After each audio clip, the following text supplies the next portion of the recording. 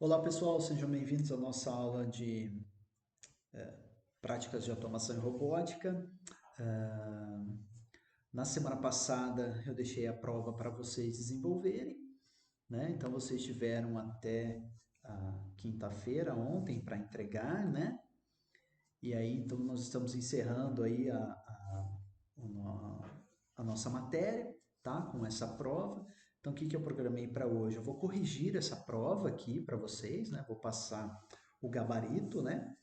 E aí, quem verificar ou quem achar que precisa, né, fazer a prova de recuperação, eu já vou deixar disponível lá no Moodle, tá? Essa prova de recuperação para a semana que vem, para ser entregue até semana que vem, né? Então, como a gente já encerrou a nossa matéria nova, para a semana que vem não vai ter nenhuma atividade, tá? Só realmente mesmo quem precisar fazer a prova de recuperação. E aí na sexta, quem precisar pode tirar dúvida, né? Mas também não vai ter nada mais novo, tá? Semana que vem é a nossa última semana de aula, então justamente por causa disso, tá?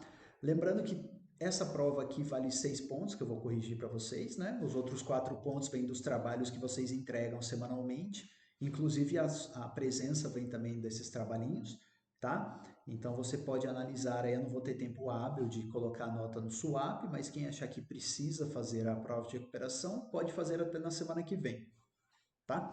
Então vamos falar um pouquinho dessa nossa prova que vocês entregaram, a prova bimestral. O primeiro exercício eu perguntava para vocês o que é um contato selo, né? Então eu falava para vocês, explique o que é um contato selo e faça um exemplo no Clique 02, tá? Para apresentar o programa em LED. Então o que acontece? O contato selo, existem situações em que é necessário manter uma saída energizada, mesmo quando a entrada venha a ser desligada. Né? Então, por exemplo, aquela diferença da campainha. A campainha é um botão que você somente sai o som enquanto você pressiona o dedo lá na entrada da casa de alguém. Tá? Essa é a ideia da campainha. Mas se você chegar numa empresa, numa indústria e precisar ligar um motor, uma esteira, não pode você ficar com o dedo lá o tempo inteiro, ficar um operador somente para isso. Então a gente faz uma lógica de tal forma que o operador chegue de manhã, pressione e tire o dedo do botão, a esteira liga e depois em outro botão, no final do dia, ele pressiona e é desligado. Né? Então, ó, quando o A for pressionado, o motor deve ser ligado e assim permanecer até que B seja pressionado. Quando então deve desligar. Né? Então eu tenho botão de liga, né? Percebam que ele é normalmente aberto. E o botão de desliga é normalmente fechado. Para quê? Para que quando eu apertar o botão a corrente ele seja fechado, passe por aqui, né, e ligue o motor. Quando o motor é ligado, ele aciona esse contato Q1, né, esse contato da entrada Q1, que é uma posição de memória, ligado à saída física bobina Q1, tá? Ou seja, eu posso tirar o dedo do botão A que esse cara vai ficar ligado, tá? E somente quando eu apertar o botão B é que o sistema vai ser desligado. Então, essa era a ideia da questão 1, tá bom? A questão 2, deixa eu colocar tudo na mesma página aqui. Olha só o que acontece.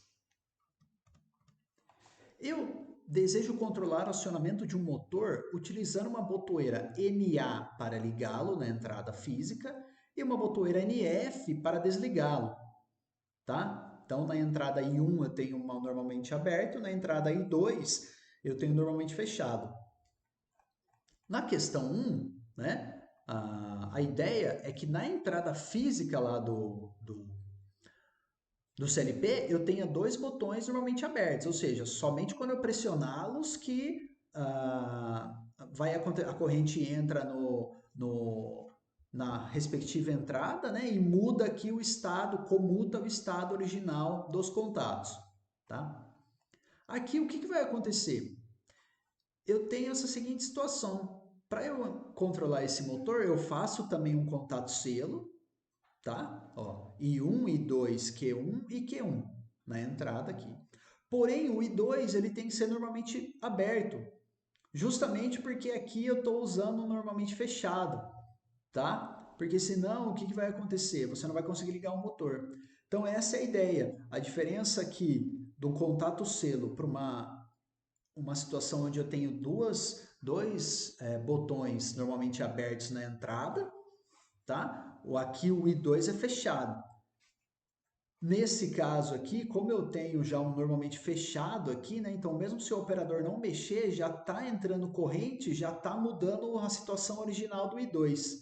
Então, como ele sempre está fechado, o I2 tem que ser aberto, né? Tá? Porque ele vai fechar conforme a corrente entra aqui. Então, essa é a diferença, tá? Daria para fazer com bobina 7 reset também, dessa forma aqui. Atenção para o I2 que é fechado aqui, tá bom? E por fim, no exercício 3, né? Cada exercício valia 2 pontos. O que vai acontecer? Eu vou implementar essa função lógica aqui em diagrama ladder. Porém, A vezes B barrado, né, os dois barrados, é difícil da gente fazer na linguagem ladder. Então, a gente pode usar o teorema de Morgan para transformar isso daqui. Né? Então, A vezes B barrado, eu posso transformar em A barrado mais B barrado. Então, dessa forma, vem para cá. Ó.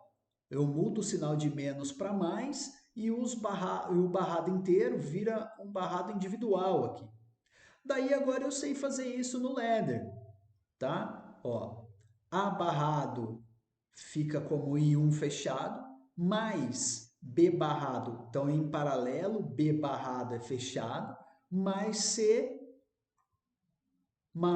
também em paralelo, só que aberto. Então, A barrado mais B barrado mais C são os três em paralelo, sendo o A normalmente fechado, B normalmente fechado e o C normalmente aberto. Então, era assim que seria feita a implementação. Tá bom, pessoal? Ó, se vocês tiverem alguma dúvida, pode me escrever, pode mandar mensagem pelo Teams, tá? Que eu respondo. E cada questão, então, valia 2 pontos, tá? E se você achar que precisa fazer a prova de recuperação, a prova de recuperação é opcional, eu vou deixar aberto lá no nosso sistema para ser entregue até na semana que vem, para melhorar a nota de quem precisar. Tá bom? Quem conseguiu fechar, meus parabéns, né? E depois continuamos, após as férias, continuamos com a matéria nova. Tá bom? Um grande abraço, pessoal. Obrigado pela presença.